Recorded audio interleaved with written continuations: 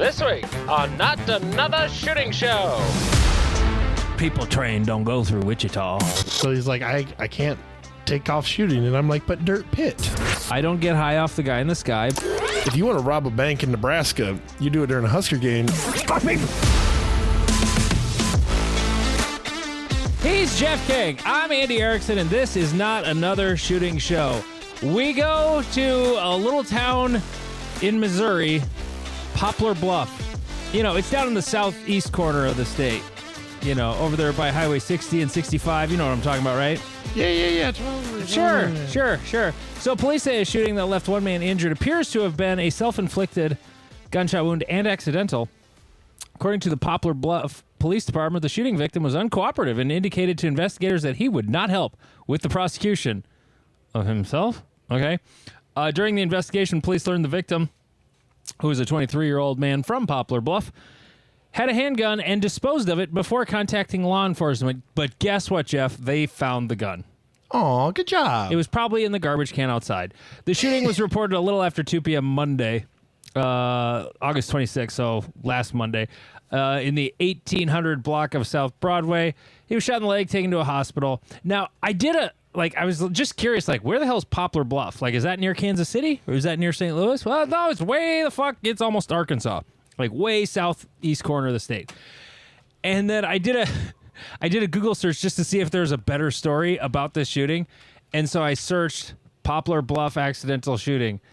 And, oh my God, people get shot in this little town a lot.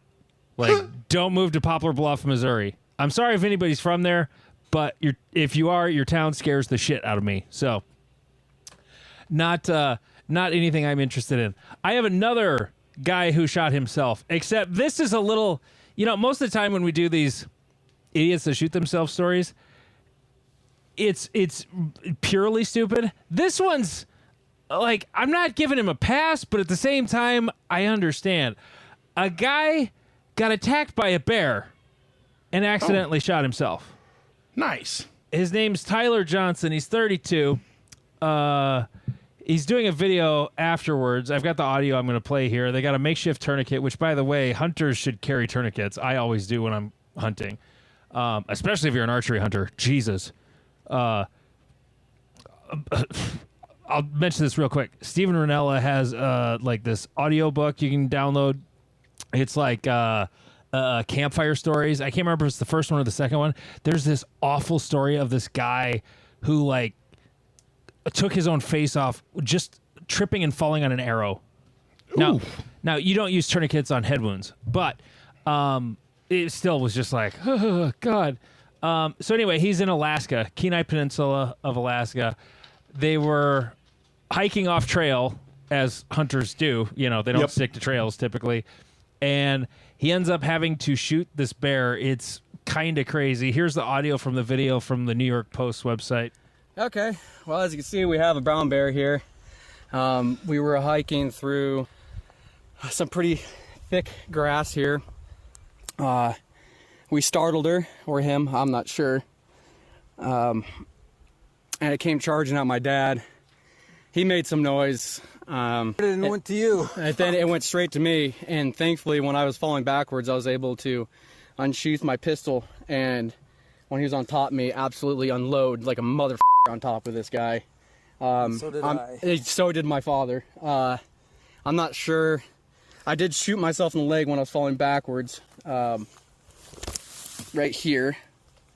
He's showing the wound. But it went straight through my leg. Just his thigh. I'm not sure if, again, I shot myself when I was falling backwards or the bear got me. I know he did bite into me. I think I felt that, but I'm not 100% sure.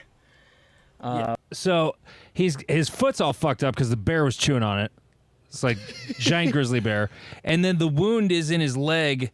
Okay, if you're kind of thinking of your right thigh towards the knee and a little off to the right, it went in and out like the same chunk of flesh. Ooh. So it just kind of, it was more than a graze. It went all the way in and then all the way out, but it didn't hit bone or, femoral artery or anything.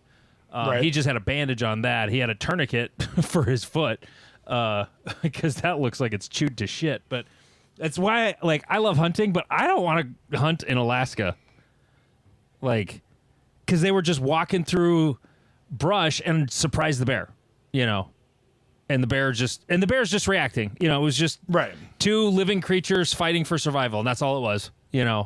And but at the same time though, I'm like I shot myself when I was falling backwards. Okay, like that's legit, because how focused is he on that bear? Right. He's remarkably calm for like getting mauled by a bear and just shooting himself. Yeah. And just like, oh hey guys, like let me just film this video. This video is fucking surreal though. I'll post the link will be in our Reddit. It isn't currently, but we're recording this Sunday night, so by the time anyone hears this, it will be in our Reddit. Jeff, I'm gonna paste the link in for you just so you can go kind of look at it, because like he'll pan back to the bear in the background. This giant fucking bear is dead behind him. Yeah, I saw this one. I didn't. Oh, you did? If I sent it to you or where I know I saw this video, because it's a chunky bear. Like, yeah. This isn't like some little juvenile. Doesn't No, look like. I don't think it's like a full size male. Like, I don't know. Are they bull grizzly bear? I don't. Yeah. Know Boar and sow. Okay. Yeah, because like it's not They use pig terms. Yep. It's probably not going to set no records, but yeah, like he smoked this thing from. Oh God. Yeah, and he's just like doop doop doop doop, like, so like this just happened and Dad's on the phone with the helicopter, they're going to fly us out, and you're like, you are talking about this like you tripped down some stairs. Honestly though, if that was, because people have been so fucked up by bears before. Yep. Like the fact that all that's wrong with him is his foot got chewed up and he shot himself through the thigh. I think I'd be feeling pretty good about myself. That I survived it, Right. The thing is, most hunters, they carry these pistols though, and they have no fucking idea what to do with them. Like none. I actually had a guy in a concealed carry class. The whole reason he came was because of he had an encounter with a bear out in Montana. And okay. And I'm like, okay, dude, like there's not much in this class for you today. like that was the main reason he came. And he shot a .44 Magnum revolver in the shooting portion of the class. It was the Smith & Wesson. It was not the air weight. He was carrying like the full weight version. For 44 mag, I recommend the full weight. A lot of hunters carry the air weight though, because they're shaving ounces anywhere they can. Right, and I get it. It's such a limited utility. It's only going to be used in the most dire of situations, and you're probably not going to give a shit that it's the air weight versus the normal one. No, you're not. But yeah, training with an air weight, ugh. I'd rather have 15 rounds of 10 millimeter than 6 rounds of 44 Magnum, though. Correct.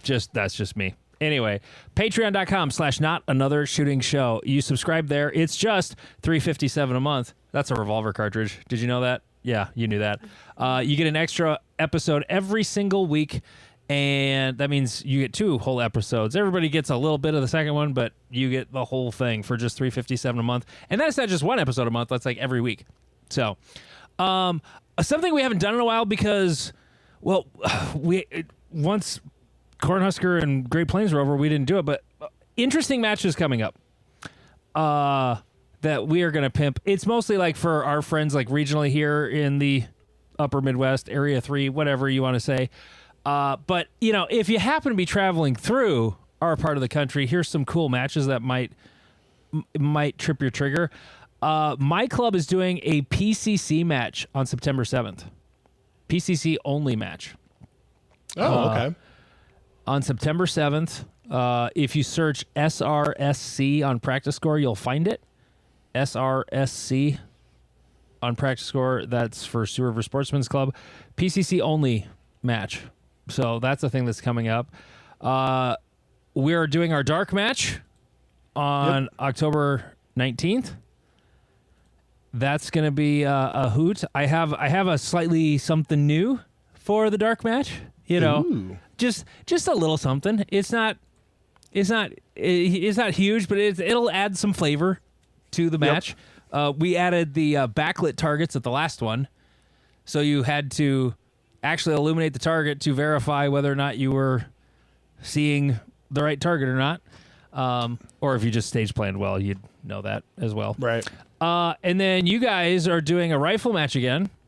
Yep. Like you did in the spring. This one is October 26th. Is that Saturday that weekend? I actually asked that, and they said it was going to be Sunday, but... Oh, okay. So the 27th? Well, that's the question, because I was going to see if we could do the 26th for the rifle match, leave everything up, do a pistol match the next day. So I'm Just not going to same guarantee stages as a comparison? Well, you the way I tend to say it is we leave the walls up and we move the targets, because for the rifle match we won't use steel, and so we can rip out targets, put steel, or completely remove every target and just like change it up. I'm not guaranteeing that, not promising it. I'm just saying, because like you said, I thought the 26th was a Saturday, and they were like, "Oh no, like we're doing it on a Sunday." And I'm like, "No, that's a Saturday." So, okay, we'll figure that. There's gonna be a rifle match in Omaha at the end of October. Yes. Okay. It will be for Toys for Tots. Oh, it's gonna be a charity match. Yes. So. Fun. Can we buy reshoots? I will ask. And make your friend reshoot? Yeah. Yes. So for anyone listening who doesn't know our local traditions, we used to do what we call the zombie match. It kind of turned into the same thing every year, and the people who were running it, they have basically moved on from the sport in general. And no one was really willing to take it up again, and several of the things we used to do didn't work anymore, so we're replacing it with just a standard match. Okay. The charity part is either your match fee gets donated, or you can bring a toy as your match fee. Okay, it's for Toys for Tots? Yep. Okay. Somebody told me about, I was talking about this because I played in golf tournaments a lot when I worked at the radio station, and charity golf tournaments, and you could always buy mulligans. Yep. And I thought, hey, buying a reshoot, now there would have to be a limit, because otherwise we're going to be here all freaking day. Yep. But, like $20 for a reshoot. And then somebody else said, I went to a charity match that did that one time, and you could also make your buddy reshoot if they had a really good run. And I'm like, oh, that's awesome. I love this. Obviously, this could not be USPSA. It would have to be Outlaw, Hit Factor, whatever. Yep. But I love the concept. Absolutely love it. Like, it'd be so fun. So fun. Yeah. So, to whoever else, tell whoever's helping run this, like, hey, like, one reshoot for $20. Right. It'll just raise some more money for it, Yep. That's the whole point, is just to raise money. Anyway. Okay. Do we start talking about matches, or do we talk about the funniest thing you'll see all week? I mean, I'm down for the funniest thing you'll see all week. Let's start with the funniest thing all week before we get to... I mean, we shot matches this weekend, and I shot a really cool one. But we have to talk about Steven at the match I went to. I went to Free State down in DeSoto, Kansas, outside Kansas City. I'll talk about the match later. But Steven, on a stage... I beat him on the stage, by the way. Just saying. Although the reason why is why this is funny. Steven ate shit hard on this stage. And I was about to message him before we started recording here, because he still hadn't posted it. And I was about to text him, and I went, well, before I text him, I'll go check Instagram. Oh, he posted it 12 minutes ago. Thank God. I'll describe what happened, but first I'm just going to play the audio of what happened. Fuck me!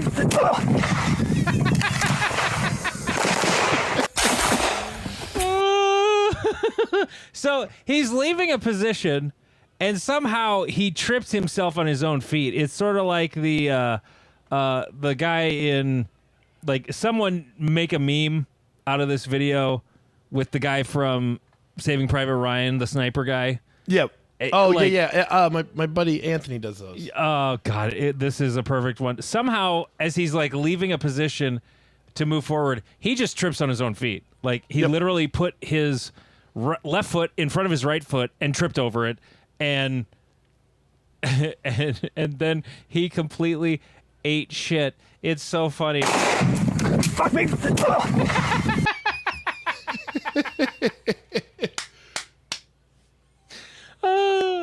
Like, he talks a lot when he fucks up. It's so funny.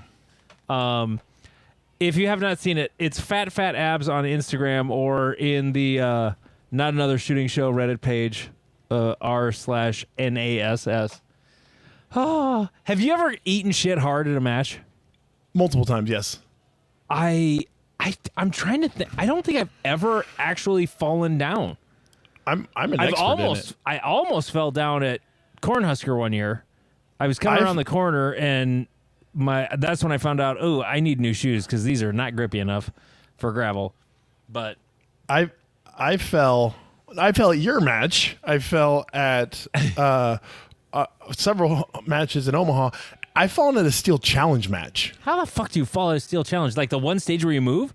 Yep, I pushed off with my foot, and Oh my God. the gravel went nope, and I just kept going. So do you wear your metal baseball spikes for steel challenge too?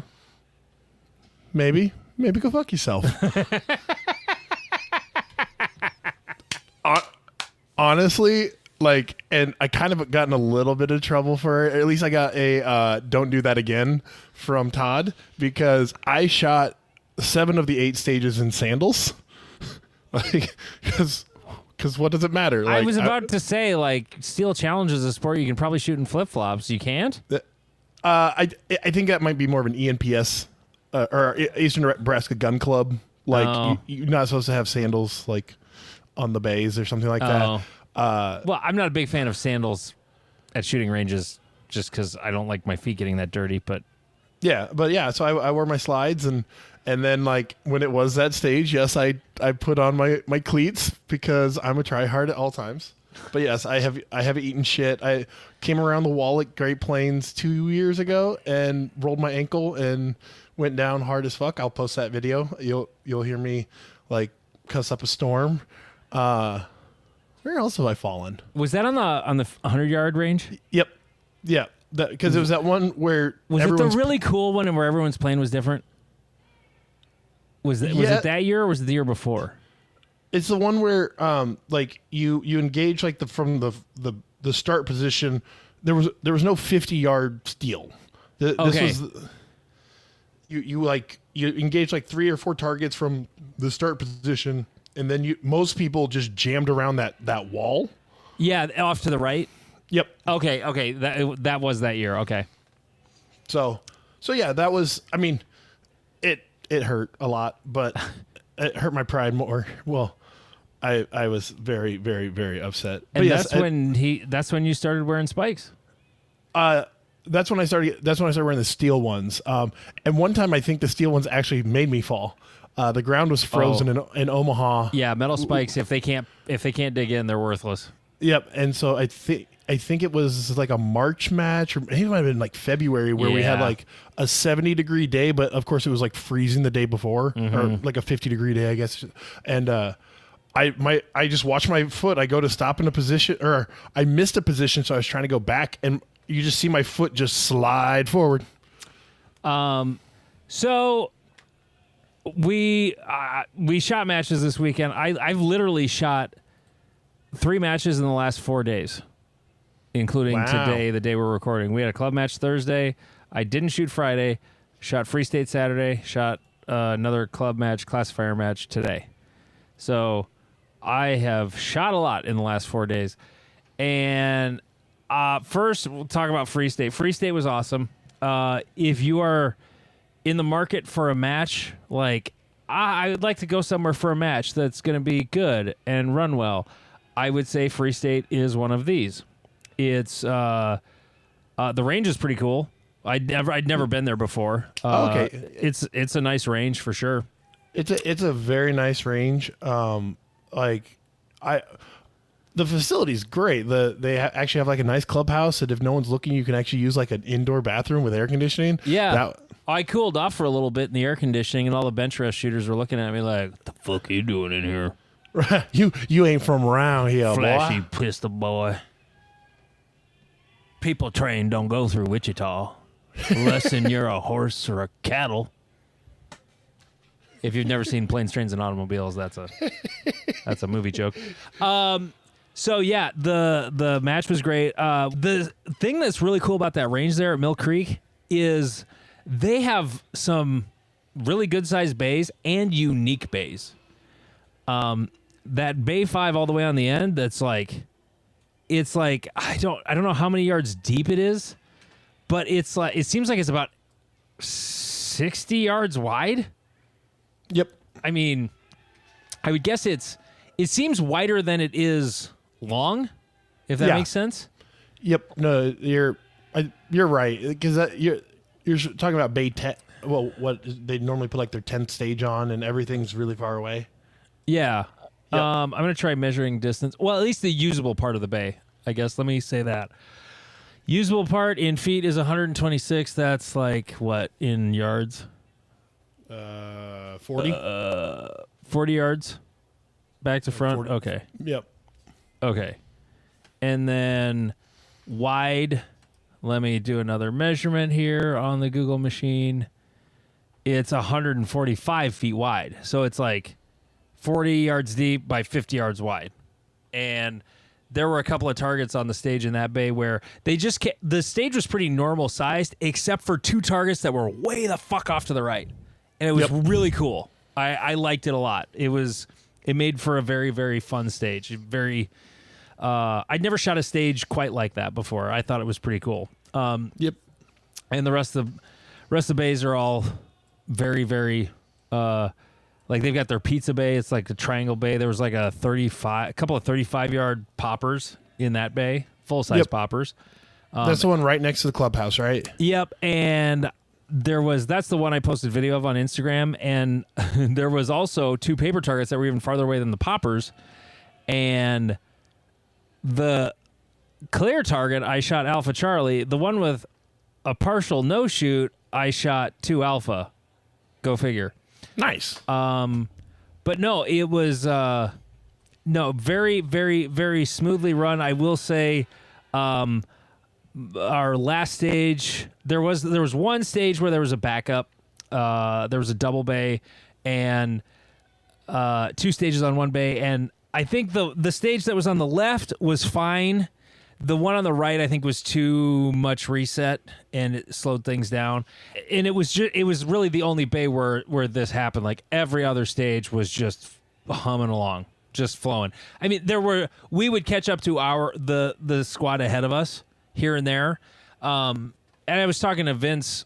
I think it was, well, not in the interview you'll hear because I talked to him the day before the match, but just because of the way the bays are, you can't, like, all the big bays have all the big stages, and they're all in one end of the range, and all the smaller stages are on another end of the range. So it's a tough range to make it flow perfect, you know. Right. But most of those stages on that end they were all pretty high round count. I think if I went back and looked, I think they were all. I don't think there was a true short course in the match. Right. Just because the one that would have been was a 3 per. Otherwise, that one was like a pure short course. Like it was 12. It would have been 12 rounds or less because there was only 1, 2, 3, 4, 5, and a popper. So yeah, that would have been 11 rounds if it wasn't 3 per. So I guess there was one short course, and the other one was a short course, but it was 1 per with 7 paper and 6 steel. So I guess technically medium. It's 13 rounds, but the other thing that was cool at that match was it tested everything except prone shooting for everyone except Steven. Steven was the only person who shot prone at Free State. Otherwise, shoot prone. Otherwise, do you care if there's prone in a match? Yes. And you don't want it? It depends how it's done, but I tend to be against it unless it's the end of the stage and and you have grass or something that's not gravel to fall on. Yeah. Or even a platform.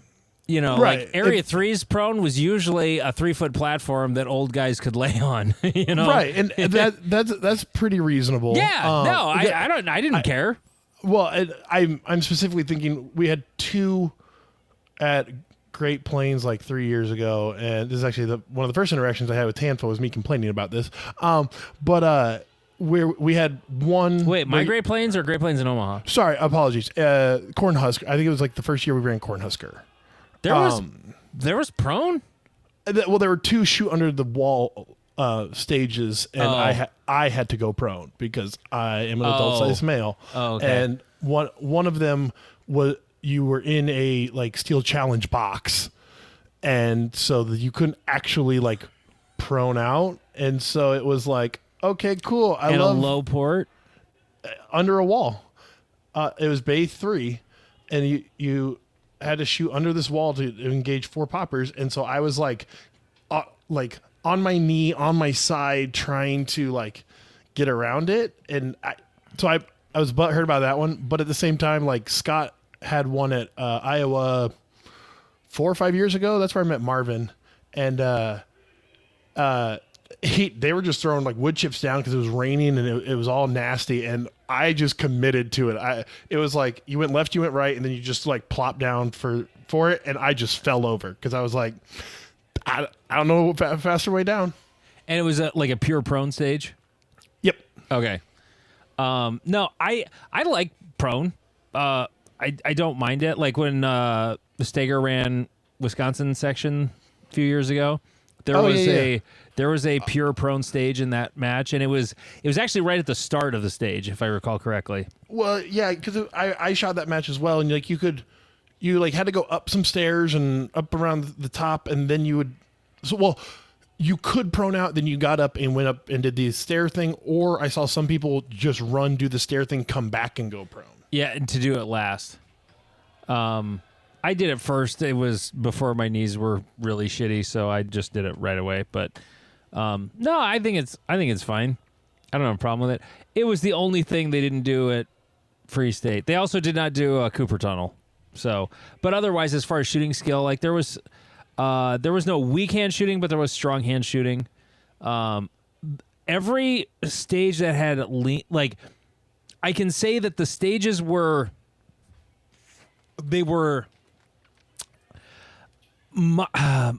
mildly unfriendly, very mildly unfriendly to lefties, but not because of the leans. There was not a lean in the match that was not either equal on the other side or like the leans. None of the leans were real extreme. Yep. They were appropriate leans. Like, and there would be one stage, like one of the stages I'm thinking of. It was actually the stage that Steven ate shit on. There was a fairly tough lean towards the beginning of the stage for righties, but I got off easy on that one. But the rest of the stage was very right hand friendly, and it was not so left hand friendly. By the way, there's a pool party going outside Jeff's apartment right now. So if you hear that shit, I just heard them go, "Yay!"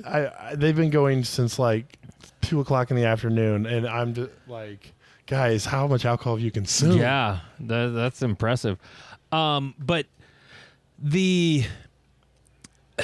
even that stage, like I sort of perceived them to have to be a little left hand unfriendly, but it was mostly they were unfriendly because of the way I wanted to shoot them. Right. Not so much like I thought the best plan for me was going to be harder because I would have to drag the gun behind me to keep it downrange. Yep. And then I'd have to turn around and rejoin it. Although in hindsight, the more I do it, I think that's actually easier than running towards your strong side backwards. You know? Oh yeah, I always put it behind me and run at this point. But even on, and there were like the stage where Steven ate shit. I could have like cut across the back and moved forward, and I don't think it would have been a big difference. I just thought it was a little shorter run instead of going clear across the stage. But and then there were a couple of very, very odd shaped, like the right half of the stage would sort of veer back behind the start position. So you would be having to move in that direction on a couple of them. And, but otherwise, like, it was great though. Like, highly recommend, like, go sign up for it. Like, cause you have to shit on a match when you talk about it, right, Jeff? Isn't that what we're supposed to do? Like, the stages were good except for this, that, and the other thing. No, and this is like only me as a lefty. you know, the right-handed people weren't bitching about any of it. So, no, it was great. I met Jeff for the first time. Jeff Pickman, he was the match director. Vince Hall, Stonebridge Gunworks, drank. They were joking about how it's a shot now if I mention Vince. Vince is my lane, basically, which I found hilarious. No, it was a hell of a good time. They put on a hell of a show, and no match is perfect, and they'd be the first to admit that. And like my match was heavily imperfect, but no, highly recommend. Like it's worth a trip. Like if you're looking for a match to go to and the dates work, like I would book airfare if I live farther away. Yeah, it looked really nice. Again, because they held it. It was great. A month and a half later than they normally do. Because yes, I want to say it's like normally like mid-July, like July 14th or something. Well, for a long time it was like the same weekend as like last weekend in June, the same weekend as Cornhusker / Great Plains in Omaha, and. For a few, certainly a few years, I remember that being the case. But here's the other thing I want to talk about with Free State that is really, really awesome. And other matches do it, and it's going to tie into something else we're going to talk about. But wait, I think we were going to do that a little later. Did we? No, let's talk about it now. It was a Saturday match. It's traditionally a Saturday match. And today, the day we're recording this podcast, Sunday, they shot the redemption match. They left all 10 stages up, and as a club, they reshot all the stages. Yep.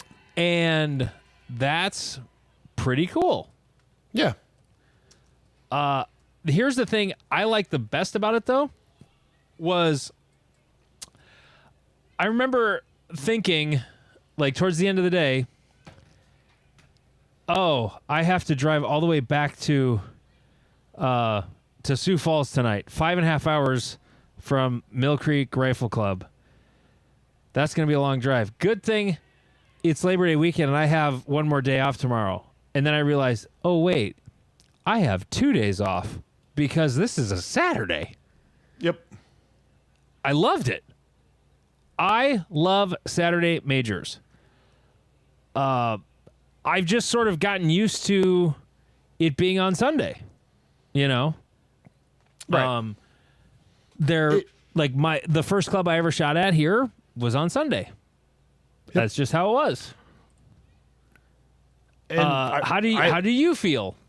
Well, as a non-religious person, it's never really bothered me other than going out on Friday night's fun or Saturday night is fun. And so trying to cover the range in good shape was a little hard. But I think giving people more flexibility is a net positive.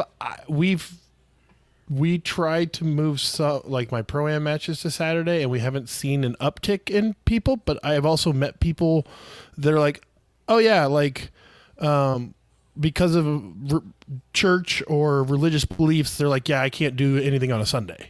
Yeah, like Seventh-day Adventists. I believe we know a guy who he comes in has always shot staff for Cornhusker because he can't shoot Sunday.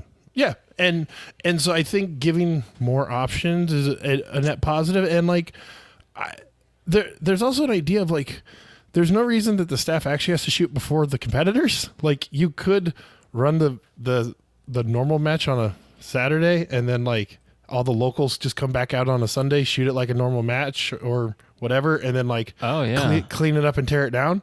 There's nothing that says the staff has to shoot it first. So somebody needs to shoot it first, though. Okay, like well, you have to try out the store before you open the door. Well, then do like a Friday squad for people who can tolerate a Friday match, but don't because that's one of the problems with staffing Saturday matches is because if they're doing a staff shoot, that means they have to take Friday off. Yeah. To shoot. And so it can get a little more complicated there. And I think that's one reason we've always done it on Sunday is because staff shoot Saturday, competitors shoot Sunday. But I 100% support the idea of like, hey, competitors show up, walk your stages Friday night. We shoot you all Saturday, and then we'll come back out at like 9 o'clock in the morning after, and we'll do the match ourselves and then tear it down and be done. Like I think as a theory. lot of I'm just thinking about the Great Plains match that I've run. Yeah, would I lose staff if the staff match was Friday? I think it's possible. I don't know for sure. I couldn't say for sure if I would, but a lot of, especially the out of town staff, are either taking time off or taking half days. Yep. You know, so they're already taking. Some of the staff is already taking some time off to come work it, because a lot of people from Omaha work the Great Plains match up here in South Dakota. Right. I'm also talking from the perspective of a club where most of our staff, hopefully, sometimes, comes from our own club. Yeah. And so that changes the perspective. Because, yeah, if you're like, oh, we imported, half of our ROs, and now you're actually increasing the amount of time they have to take, like, it wouldn't work fantastic. But I don't know. It's just maybe someone might try it sometime, but I do think it's an interesting conversation, because I know of at least 5 or 6 people that are like, oh yeah, like I can't come to your matches anymore because there was one dude, super nice guy. He was the church guitarist or drummer or something like that, and he's like, yeah, like my congregation gets mad at me because I'm not there to play the songs or whatever, and so he's like, I can't take off shooting, and I'm like, but dirt pit. It's like church. And this leads us to another conversation that a fantastic topic that Nolan posted on our Reddit in the very old we don't always remember to post that. Hey, what do we talk about this week? Because the guys that hang out in our Reddit are pretty awesome at like posting shit. We got lots more to talk about from the Reddit this week. Reddit.com/r/NASS. So Nolan posted, I'm curious about the context of scheduling and religious conflicts in USPSA. Personally, I don't get high off the guy in the sky, but I recall being at a match and someone asking that the MD consider a change to the club schedule to Saturdays to accommodate his Sunday church routine. Have you run into this? Now that I'm in A6, the Bible Belt, matches are on Saturdays, and it feels weird because most matches I've shot in A3 were usually on Sundays. And it's not that Area 3 is an unreligious area either. Nope. It's not the Southern Bible Belt, but it's certainly religious. The club I shoot at in Alliance, they actually moved their match to Saturday. Well, before the 2 years ago when I shot it, they moved it to Saturday because they could increase the number of people who shot it by 2, because they only have like 8 people, and they're like, we can get 2 more people if we move it to Saturday. Yeah, I mean, if you're upping the amount of people who can show up by 20-30%, like, okay, sure, right. So I guess this is a thing that does cause conflict with me and my wife. Now, I am a Christian. We do go to church. And while I grew up in the Lutheran church where it was like, yeah, we go to church unless there's something else going on. That's how my family did church. Like, I'm just being honest, okay? Yeah. At least that's how my family, like where we aren't the most Sabbatarian Christians there are. Now, my wife's family, my wife grew up in the Christian Reformed Church where they go to church twice on Sunday. They go once in the morning and once in the evening, and everything in town is closed. You can buy gas at the automated gas pump. That's it. So it causes a little bit of strife with me and my wife occasionally. And like, because of the classifier match today, I said I wasn't, and I was 100%, I wasn't even bullshitting. I was 100% honest. Like, I would have not shot this club match if it wasn't a classifier match, because I just shot Free State. I got home at like 10:30 because I stopped at Waffle House, because we don't have Waffle House here. So of course I stopped at fucking Waffle House. Yeah. It's a thing I run into as well, because I also run sound and play guitar at church. And it's but like, here there's so many blue collar guys that work Saturdays that they wouldn't be able to shoot, and that's where it comes from. At least in my local clubs, is the dudes that shoot, or the dudes that work blue collar jobs that work Saturdays, they can't shoot them. Well, and you've forgotten the Nebraska religion. The Huskers play on Saturdays. Yes, in the fall we wear red. Right, and on Saturday, and just like for religious people, a town shuts down. If you want to rob a bank in Nebraska, you do it during a Husker game because they'll probably be like, "Oh yeah, go take that. We're watching the game. Like, don't bother us." And you're just even walking when out they with suck. piles of money. Yeah. Oh yeah. It doesn't matter. Like it is. Like and so it does change because Nolan asked other questions because it was an interesting conversation me and him were having. Is like, what about places with like a large Jewish population, or and you know, as we become a more multicultural Second Amendment world, like maybe you have a large Muslim population and they're like, oh hey, like this date doesn't work. Like it could, I don't know, make it creates an interesting conversation to figure out. Or why do we shoot matches at 9 o'clock in the morning? Like when it's okay. I understand during the summer in the heat of the summer. Yes, 100%. It's hot as fuck. Yeah, but like my club for forever, like only in the last year or two have we decided to stop scheduling matches in January, and like they're like, oh, it's got to be at 9 a.m. If it's not at 9 a.m. and you're like, it is -6. No. The heat of the day in January is going to happen at 4 o'clock. Correct. Like, so why not? Why not schedule it for like 2?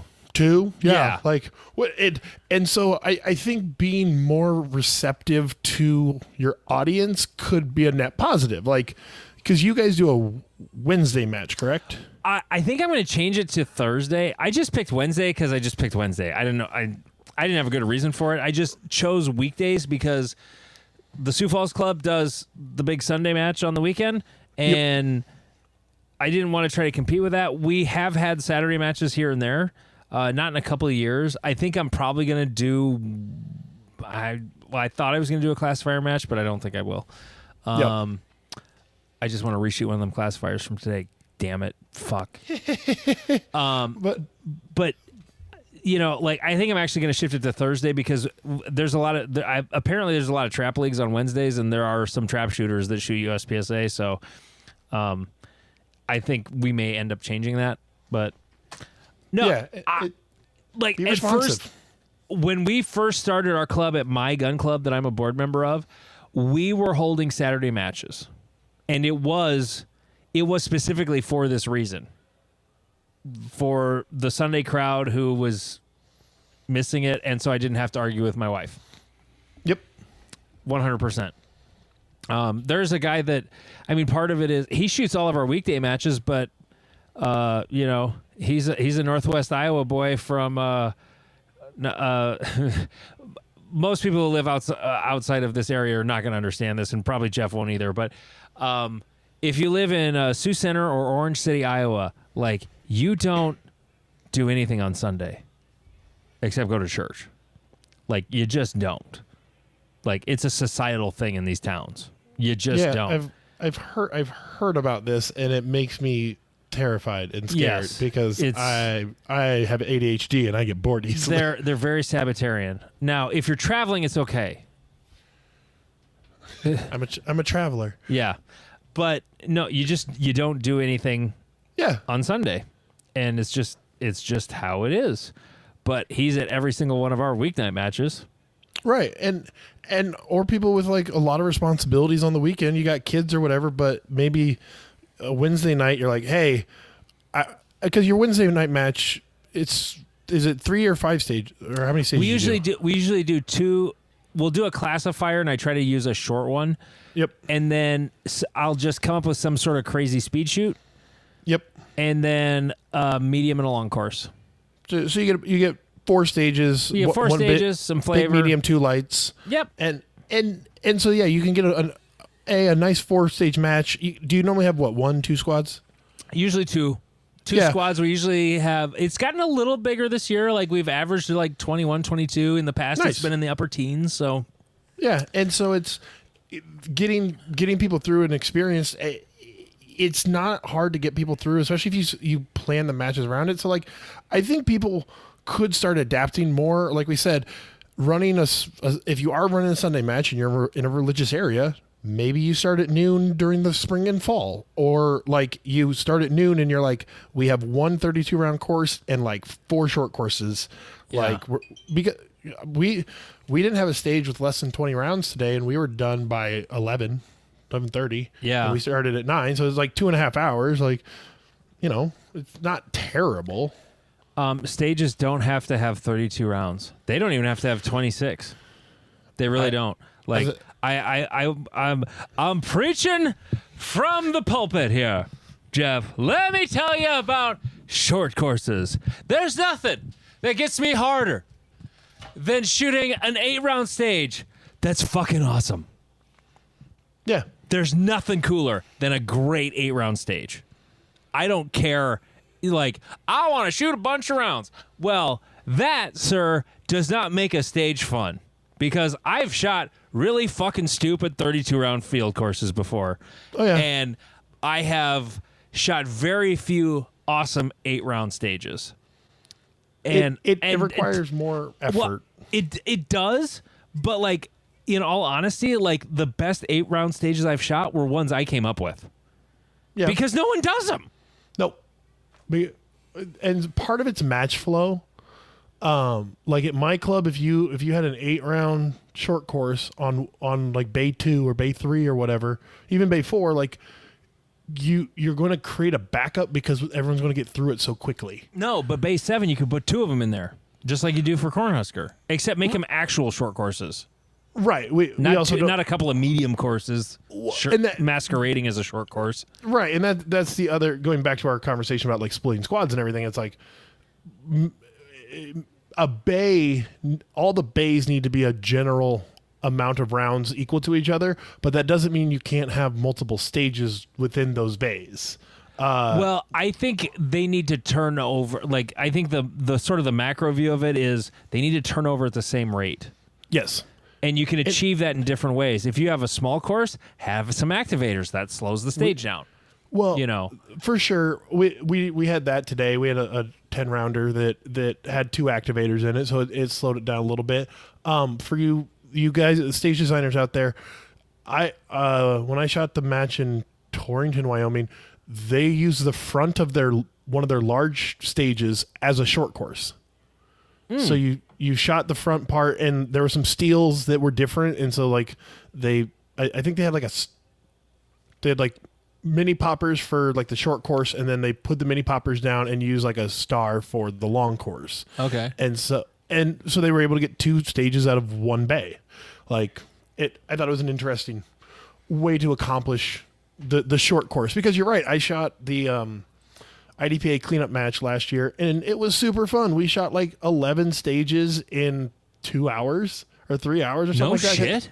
Yeah. We were like on the road by noon, because I think we started at, well, did we start at 8 or 9? But like we were done remarkably quickly for shooting a 10, because there were no more than 16 rounds. Yeah. And IDPA, yeah, like isn't that the max? Is 16 or 18, something like that? So, yeah, it might be 16, and then I think Scott, threw a Remind me, I got an IDPA story from Free State, but finish. But all the stages were straightforward, so it made it kind of, you didn't have to take the whole stage planning. It was like, hey, like you do this, and you're like, okay, cool, fist bump, and it was fun to just shoot. Sometimes the overcomplicated stage planning stresses people out, and it's less fun. But okay, so at Free State, you've got this kick-ass USPSA match going on. Okay? Okay. But the rest of the gun club does not shut down just because the Free State championship is happening. Right. So you've got your bench rest shooters. Hey, they're walking around with their rifles over their shoulder, and they weigh 47 pounds, and there's guys inside the clubhouse, and they're loading ammo because we're testing. So I've got my mobile reloading station. And there's apparently, like, Vince was explaining to me that MCPSL, like the Mill Creek Practical Shooting League, that's like, there's a bunch of stuff. There's like ICOR, USPSA, some, the 3-gun guys, like they're all kind of like one thing, but IDPA, they're not in the same club. They have their own, like the IDP people they're still part of the club, like the range, but they're not part of that. And on the same day that we were shooting Free State, over the radio, you were hearing the IDPA guys going, "Why are they talking on our frequency? USPSA is on our frequency." The USPSA match is on channel 1, so use a different channel, please. But I keep hearing talk from the USPSA. Why am I hearing talk from the USPSA? Sometimes the scan button gets pushed, so you're scanning all of the frequencies. Please shut off the scan and change your channel to 16. This was going on for like 15 minutes. It was fucking hilarious. Like, you're just hearing you're hearing the IDPA guys like, "Why do we hear you?" And someone from the match is trying to like, because you have your radio on scan, like take it off scan and it'll work. Yep. And they it was fucking hilarious. It was so funny. But anyway, okay. What else do we have? Well, I didn't talk about my match prep for. Oh yeah. My match. By the way, was that girl part of your match prep? Yes. Oh yeah. Oh good. Well, she. Glad to hear it. Yeah. So we'll talk later. Never mind. Yeah. Well, I spent the whole day drinking, because that's what you do, and then I had volunteered to build a stage because I don't plan well. And then my friend was like, "Oh, we're going to the gay dance club." And I'm like, "I am there for this. Let us go." And he's like, "We're going on this date." I'm like, "Cool." Not remembering that, I'm building a stage the next morning till like 3 days out. And I'm like, shit, ruh-roh, this is going to be interesting. So like I go into the gay club, and they actually have like a ID scanner there. Like they like, they scan the back of your ID or whatever for the. No, they like put it into like a reader, and he comes back. He gives it back to me. He goes, "Your ID is expired." I'm like, "What are you talking about?" Like I mean. Oh. And I looked. It expired a year and a half ago. Oh my god, dude! It expired on my birthday last year. Does Nebraska not send out a card? I guess not. I don't know. South Dakota sends out a card like 2 times to get you to try to renew online if you're due to renew. Well, and like I kind of looked at it, and someone hasn't bought a gun in a year and a half, right? And I kind of looked at it, and I was like, well, like I was reading like the Nebraska rules, and they're like, "Oh, you can only renew online like twice before you have to come in and redo it." But like, I think because it's so expired, I might need to like redo the driving test. Oh, that'll suck. And you know what? My daughter, when she took her written test, that got fucking hard. Oh, like, great. They added some shit, but they didn't tell us that already had licenses. So good luck with that. Yeah. So damn road pirates and their government IDs, and I'm like, oh man. So, everyone check your IDs. Oh, Make sure. I have a driver's license story, and mine's gun related. So I found out my driver's license was expired back in 2018 when I tried to buy a new hunting rifle, because I was at Shields and they had this used 30-06. It's a tack driver. I still have it. Shot the biggest buck I ever shot with that rifle. And I went to go buy it, and the lady in the back at Shields said, "You can't buy this today." "Why not?" "Your driver's license is expired."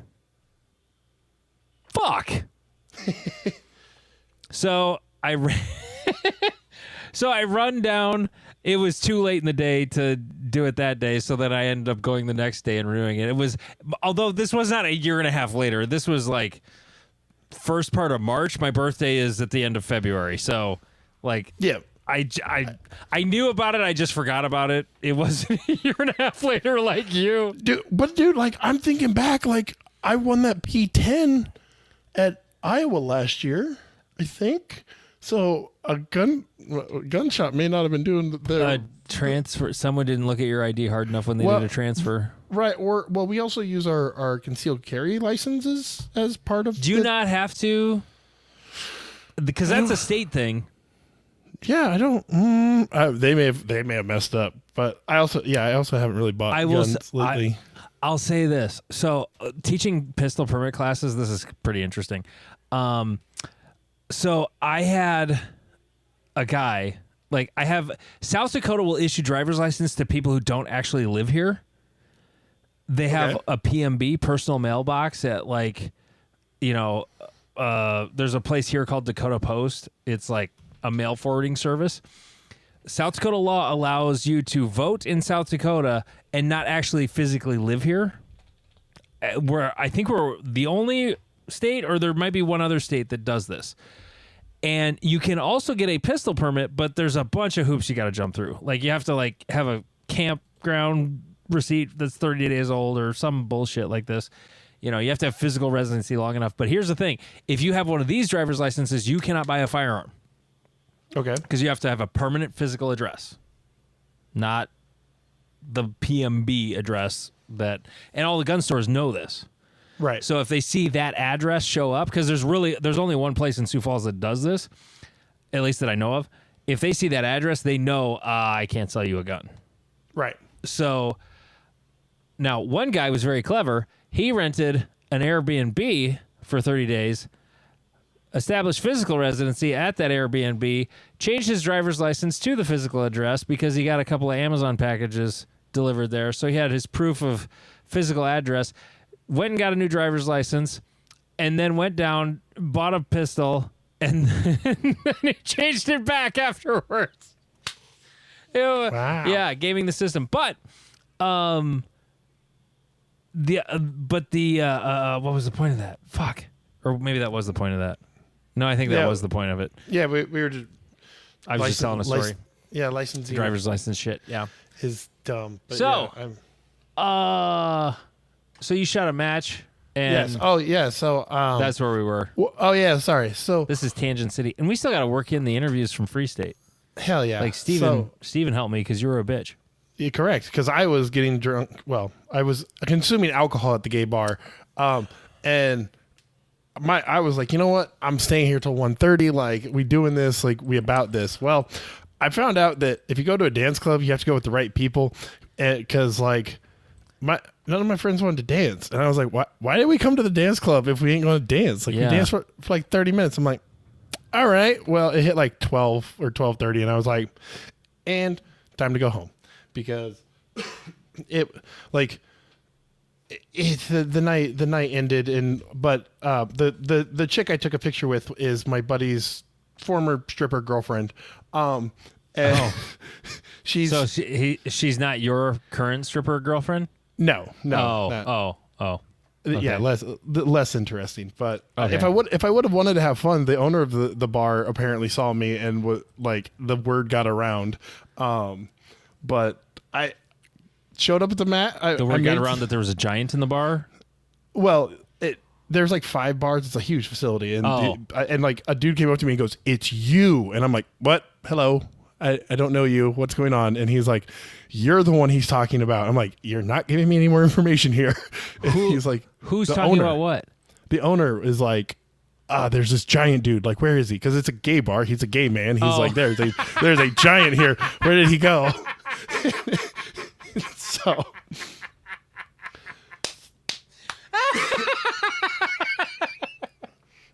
And going to the gay bar, you will see some interesting things. But so like all good before matches, I stayed up till 1:30 in the morning, went to bed, woke up at 6. Let's go. So showed up. We had 5 great stages and we had a lot of high level talent there, and we all finished within 4% of each other. Yeah, no, it was pretty close. The Enhanced Optics folks, Cody, Steven, Nick, and then you. Yeah, don't shoot white people. Did you have a few? Oh, you had a couple no shoots. I smoked 2 no shoots. Oh yeah. And without those, with one of the no shoots, I still shot a 97% on Bay 5, and I was like, holy crap. You know what? This is going to sound kind of cocky. I don't think I've shot a no shoot this year. Yeah, go you. I mean, I'd have to go back and look through every match I shot, and I've shot fewer matches this year than in the past, but Yep. I mean, there's got to be one. I don't know. But, like, I can't remember shooting a no-shoot this year. And, like, because there's been years where, like, 2 years ago was the year of the haircut no-shoot. Every fucking no-shoot I shot was also an alpha. Yep. Because I kept just barely pulling the gun down into that perf. But I did anyway. that. One of mine was that. So you shot a classifier match. Yeah, I shot a classifier match. Let me tell you about the classifier match and my classification. So, like, the first two classifiers I shot in limited optics were both M-class runs. I'm excited, right? Yep. And then I shot a 24 classifier. That was my own fault because I recommended it to Robert at the Sioux Falls Practical Shooters. And as we all know, 24 classifiers are fucking bullshit. Like, we shot the one that's like the giant field course. It's like 2406 or it's huge. It's something like, and now for something different is the name of it. Okay. Let me say this. It's a fun fucking stage. It's fun to shoot. The high hit factor is fucked. But as all of the 24 classifiers are, I went hard. I shot a couple deltas. I shot like a 60%. Like, that was not like it was maybe a high B class, low A class run, but it was not a 60%. Right. You know, like that, like this can't be. And like, there was Robert shot it in like 11 seconds and he shot it pretty good and it was still like a fucking B class run. It was just ridiculous. Anyway, so I officially am still unclassified. I had 4 classifiers after Thursday night. I shot my third M class classifier. Was very excited about it. 1807, like a legit classifier, not a 23 or 24. And so I've got 4 in the bag there. Then I shoot a 6-stage classifier match today. So now I have 10 classifiers, and I collected another 2 M class runs. And I also shit the bed on one I had almost GM'd once, and then had a couple of 70-somethings. Yep. So I'm like, I think I made M class. I think I'm a master. I think I'm going to be a master. Because, like, I didn't remember how, because, like, it's the first 4, but, like, how does that work if you're unclassified and you got 10 classifiers? Right. So I look at the policy on the website. If you have more than 4, your 6 most recent are the ones they use. That means all the stages I shot today. The other 3 masters don't count. Oh, that's... Ugh. Yeah. So, but it's the 4 best out of the 6 today. Okay? Right. So, then I start doing the math. Time to open the Excel spreadsheet, turn on my autism. And, okay, so the 75% and the 60% don't count. Sweet. Now, I've got the other 4. Well, I've got 2 A's and, like, basically, so my 4 classifier is the 4 best out of 6. I'm going to start off when it gets run overnight Tuesday into Wednesday. I'll be an A class of like 81%. Okay. Oh, yeah. But I've had this happen before, like when I initially classified in carry optics. If you have more classifiers than that, when they run again the following week, they're all going to count. So then I did the math on, okay, so I'm initially going to be an A. So anything under 70% won't count. Right. So those 260% classifiers I have right now, they're gone. That means I'm going to have 8 classifiers, the best 6 out of 8. That means I got 5 M class runs and 1 76% A class run. Guess what my percentage will be? 84.5. 84.8996. Sandbagger. Now, I feel like maybe there's someone like you can contact. Like, I don't know, like no, someone I you don't might want be to. able to. I'm the Area 3 director. I can't be doing that shit. Like, I even said to Robert today, I'm like, you have to throw stage 4 out. That 24 classifier is bullshit. Just throw it out of the match. Fuck, I'm the Area 3 director. I can't tell you that. God damn it. No. I have to just suffer through this. This is bullshit. We had a guy go throw a hundo. Like, he was like a C class, like zero hero, gets 100, and they're like, didn't they count. no, they flagged it, and he was like, I'll do that all day, every day. And they were like, all right, cool. They left it on there. Oh, did they?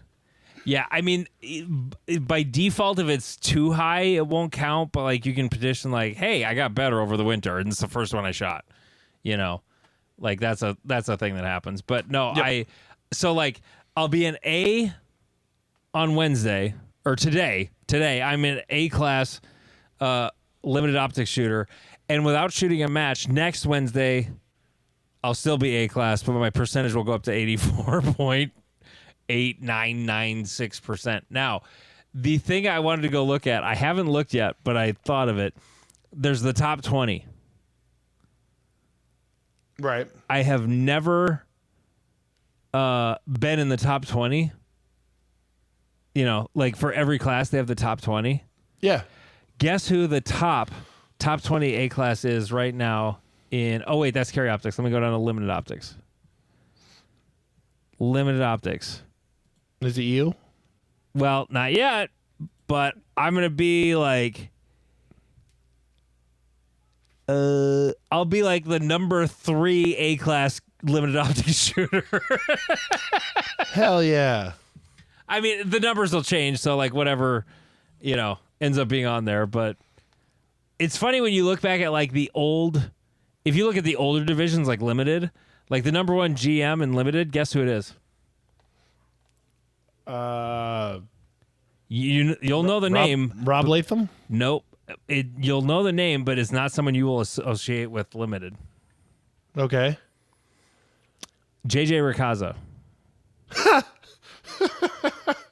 He has a 100% classification in limited, which was before 2017 when, you know, Yeah. it was easier. But like, if you know anything about USPSA, here's a name that's still like 1, 2, 3, 4, 5, 6. So this number 7, Jerry Barnhart. I don't know if he's even still alive, but he was one of the OGs back in the day. Like, he was a bad motherfucker back in the day. Yeah. But then, like, 3 down from him is Scott Brown, who's 18 years old, you know, and won limited last year. So, but anyway, so bright side, I'm probably going to be on the top 20 for limited optics. Huzzah! And that fucking, the one classifier today, I just completely, like, missed steal. Like, the closest to a GM classifier score I ever shot was, oh, God, what is it? What is the number?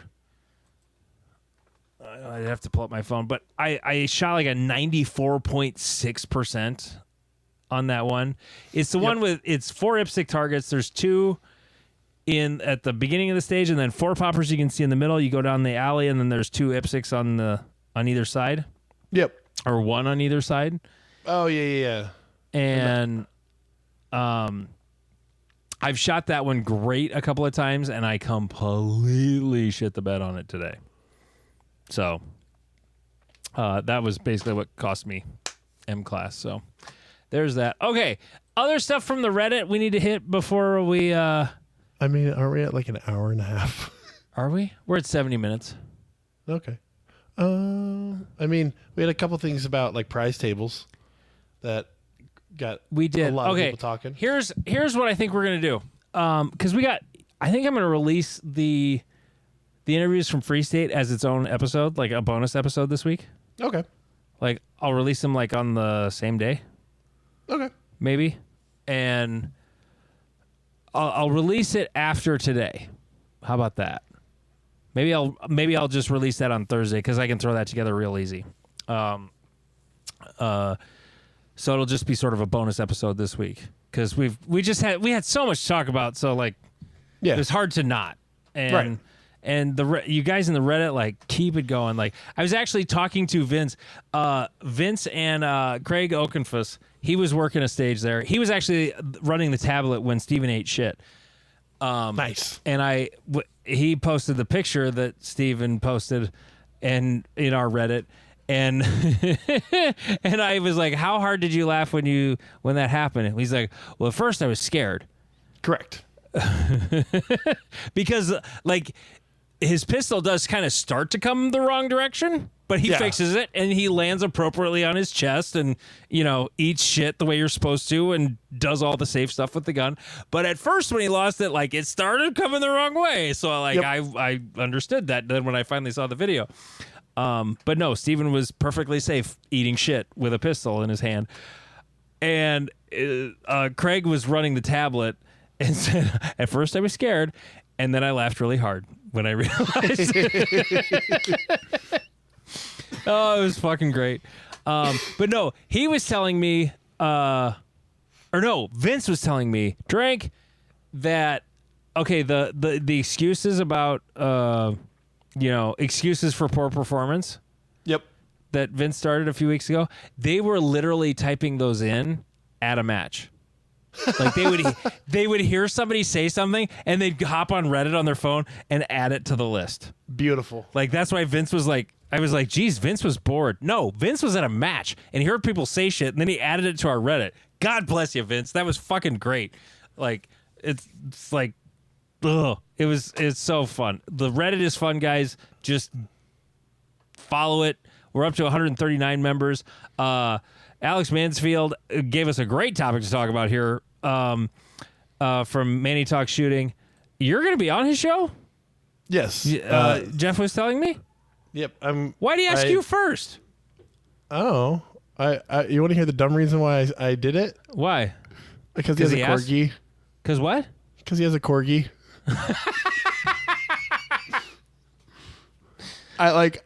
He asked and I was like, yeah, sure. And then like I just spaced it off. Like he has a very official, like, you schedule it and it's a whole thing. And I just like blew it off and was like, oh yeah, I'll get to it because it's ADHD. And then he posted a video of his corgi and I was like, oh, I forgot to sign up on that. Okay, I'll find it. I'll pick a date. Does he have like the thing where you can sign up and pick a slot to record? Yep. Yeah, because Dave has that for Casual Shooter too. Like, just, oh, here's my schedule. Just pick a slot. And I'm like, damn, this is fucking efficient. Right? We don't do this when we have interviews. We just say, hey, Sunday. Yeah? Okay. Yep. I'll send an email. That's how we do it. Yep. But anyway, okay, to the Reddit. There's a couple of posts making fun of Steven, as there should be. But let's jump to the juicy one though. Okay. That Alex Mansfield posted about prize tables. How do you think prize tables should be ran at majors? I think there's a disconnect between top shooters and match directors. There is.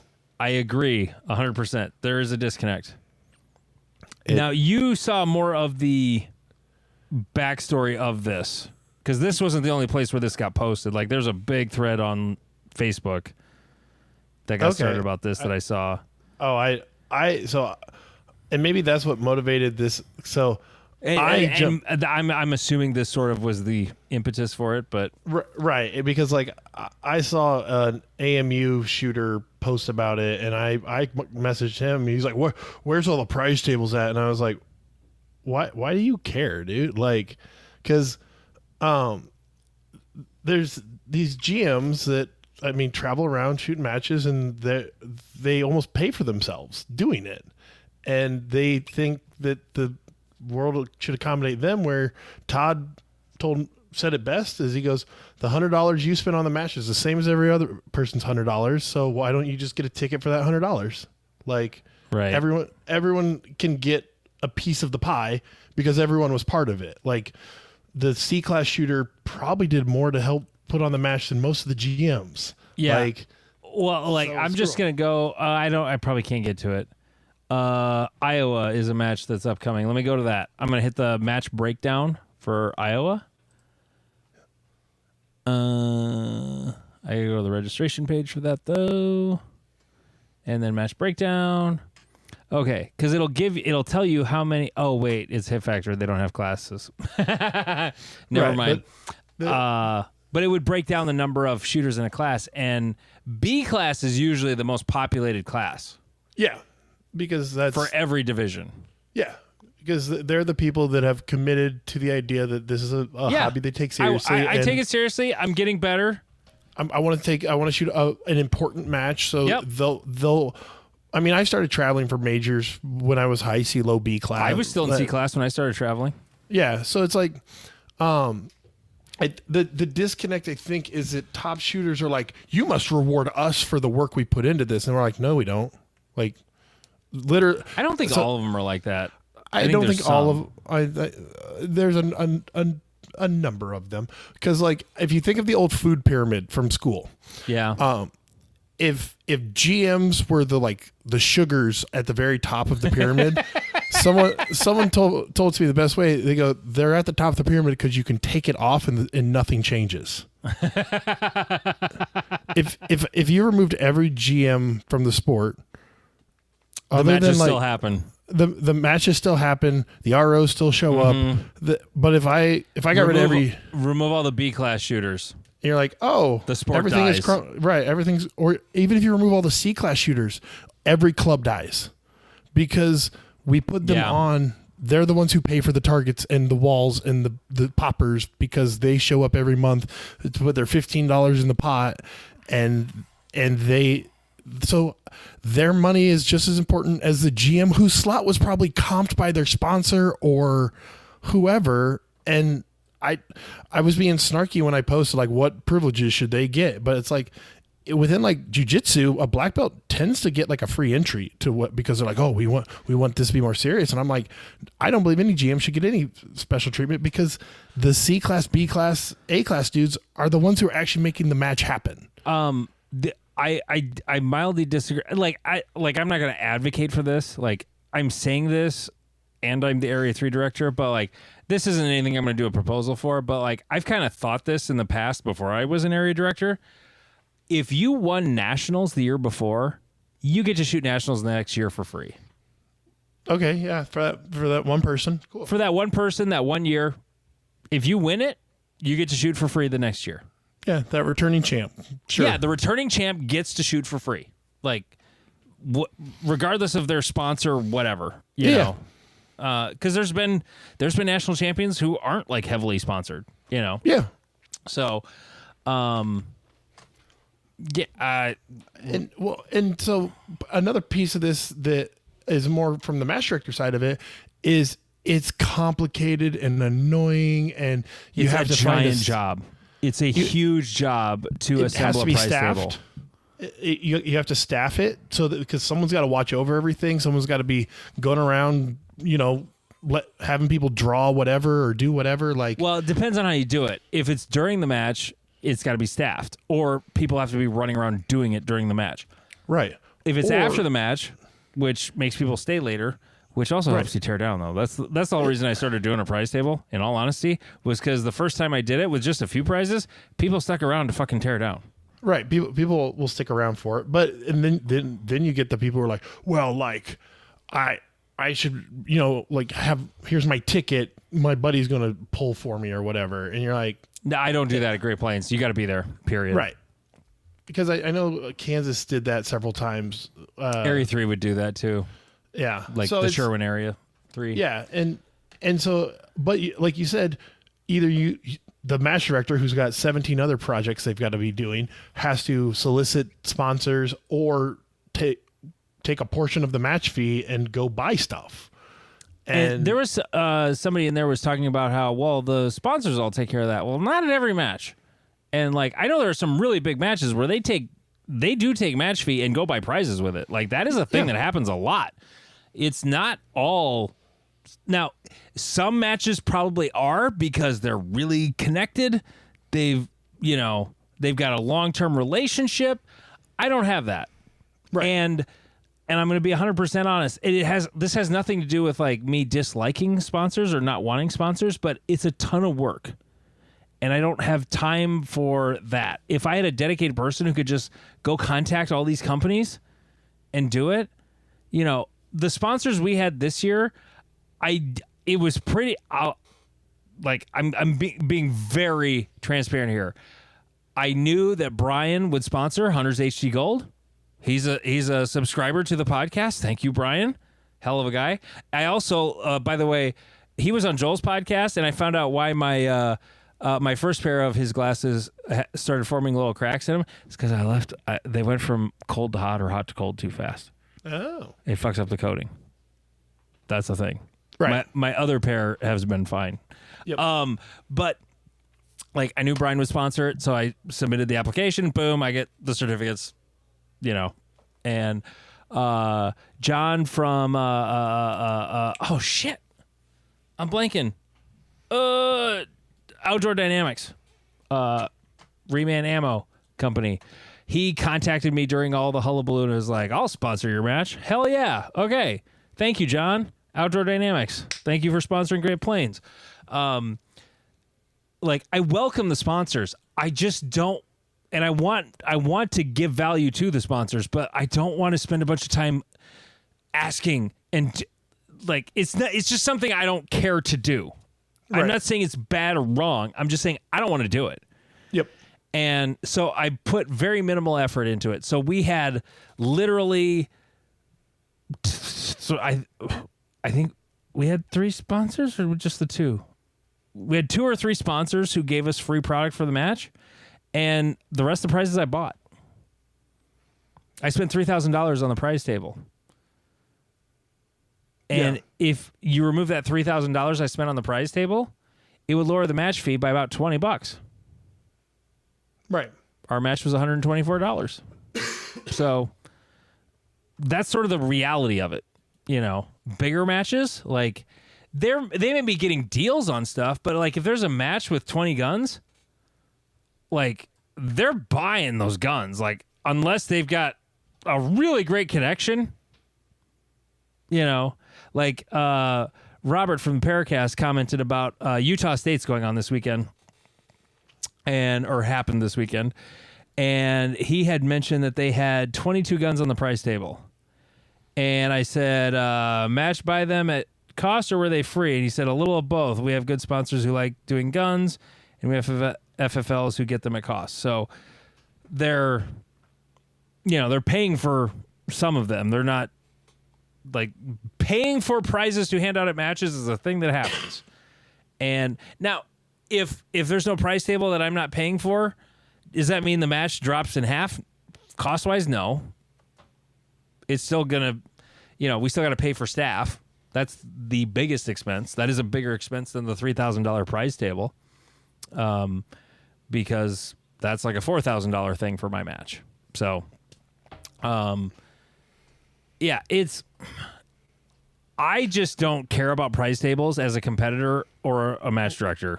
Right. And that's how I look at it. And one thing that got brought up by our buddy Austin is, what about the traveling GMs? If you're going, for me personally, if you're going to have the prize table, it should be for that match's people. If you're at a section match, it should be for that section's people, not, Nils was driving by and shows up and smashes your match and takes your best prize off the table because it's by ability or and another part to it, if you're not doing a random draw, going back to if you are doing a prize table, if you aren't doing a random draw, just walk up to, who's going to win.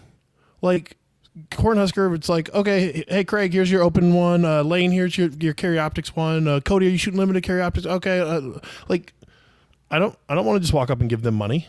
That doesn't build value into the match. But they worked hard and they earned it. Yeah, totally. I saw that comment by someone I know and like. Yep. And I don't necessarily disagree with that. Yes, they worked hard and they got to a higher level. So that means they get to go home with a gun every match they go to? Right.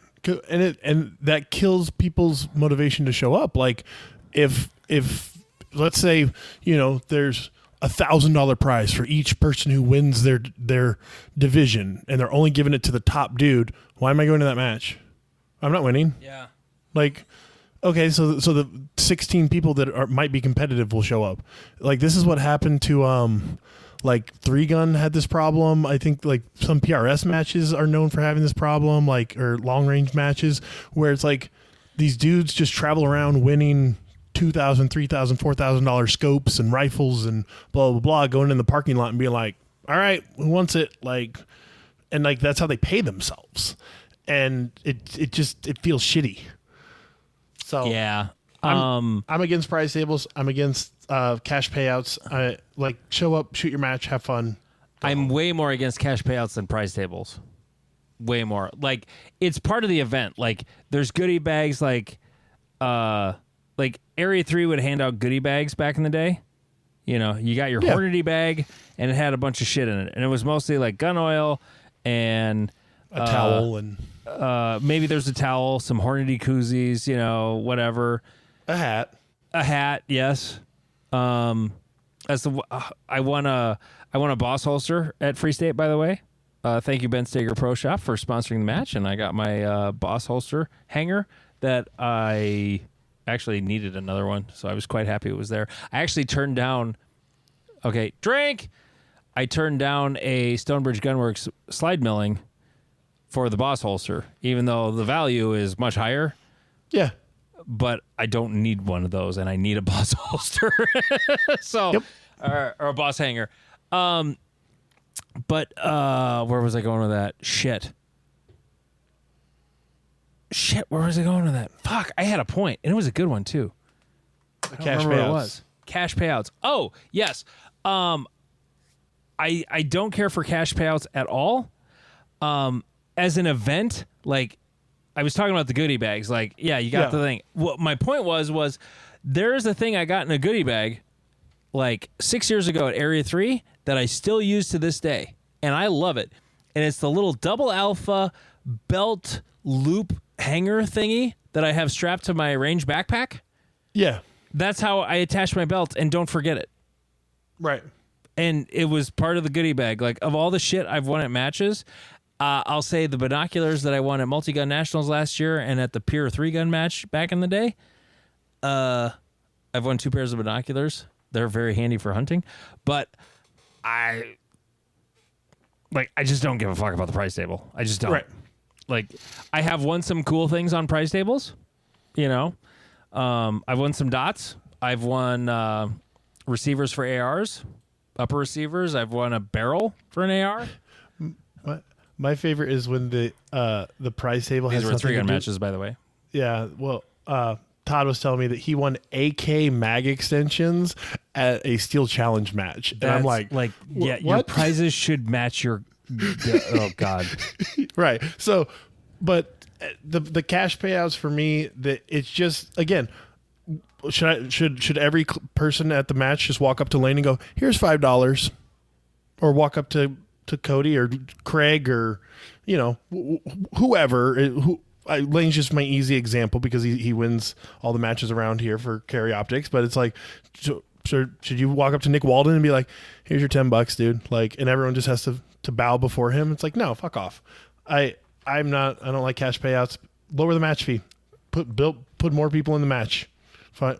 That would do more for me. I mean, it's just such a thing that's traditional, and I'm never mad when I don't win the gun. I've never won the gun. I'm not gonna win the gun. I don't care. Like, I'd like to, like, but I'm not gonna be butthurt about it. You know. So, like, at Free State, they drew balls out of a bag, you know, with a number on them, and I'm like, oh well, it'd be great. Like, they didn't have any guns to give away, but there was a Vortex Defender on the prize table that I would have enjoyed winning, and I drew number 12. I knew I was not going home with that, but I was still happy, very happy to go home with the Boss holster hanger. Like, it's a quality product I already use. I was very, very happy to win that. Very happy, you know. So, like, it's cool, but, like, if it's not there, I'm not gonna miss it. Like, I go to matches to test myself shooting. Right. That's and to hang out with my friends. So I will say this. It's easier to mentally prepare for stages when you're on a squad full of people you don't know. Yep. Much, much easier. Oh, by the way, I want to play this one more time. Fuck me! Yeah. Steven added it to the Reddit. It's there. I just saw that it was there. So, all right, good show. We went deep. We was like, hot. We went deep. We went long. Hour and a half, and we didn't even play any of the interviews from Free State, but we'll release those separately here later this week. So thank you so much for listening. MW Activewear, jerseys. Get them there. But she doesn't have a website, really. You'll have to go to her Instagram, MW Activewear. Steven has a hat. I don't, Michelle. Just saying. Do you have a hat? Yeah. It's a sharp-looking hat. Would it fit my head? It doesn't fit my head. I got a big ass head. Where do you have fitted hats? What size hat do you wear? The biggest Under Armour fitted ones I can. Wow, are they actually fitted, or are they like the stretchy ones? They're stretchy. So they're okay. LXL ones. I'm a 7 3/4 in a fitted hat, so. But Vortex hats do fit on me. He's Jeff King. I'm Andy Erickson. This is Not Another Shooting Show.